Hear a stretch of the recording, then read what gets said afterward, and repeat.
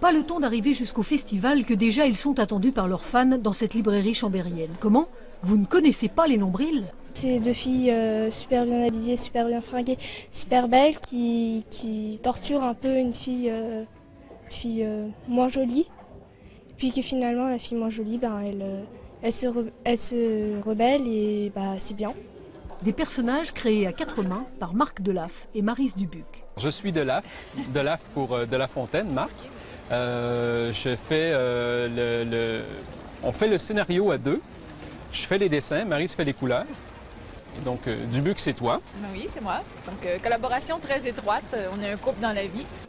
Dès le premier album, les nombrils, Jessie, Vicky et Karine ont trouvé leur public, tout public. On retrouve bien le parler des jeunes actuels, des jeunes ados. C'est plein de vie, j'aime bien.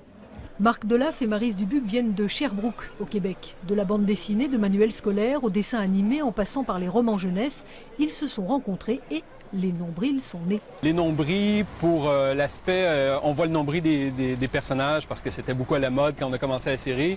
Et puis le côté nombriliste des personnages, on s'est dit comme ça on peut faire une série vraiment caustique. Ça va être méchant, ça va être irrévérencieux, ça sera pas politiquement correct. C'est ça qui nous motivait dès le départ. Un succès aussi dès le départ. 1 million d'exemplaires ont été vendus cette année et aujourd'hui Chambéry, où ils découvrent les fameux éléphants que leurs personnages ont adoptés pour le festival. On a étoffé nos personnages, on en a fait, par exemple, les deux pestes, c'est pas seulement deux pestes, on se rend compte qu'ils ont des circonstances atténuantes. Et puis à la fin aussi, de créer une émotion. Ce qu'on cherche, c'est à la fin d'un album, quand on ferme l'album, d'avoir le sentiment d'avoir vécu quelque chose avec les personnages, puis d'avoir hâte au prochain, parce que on ne peut pas laisser en suspens comme ça, il faut connaître la suite.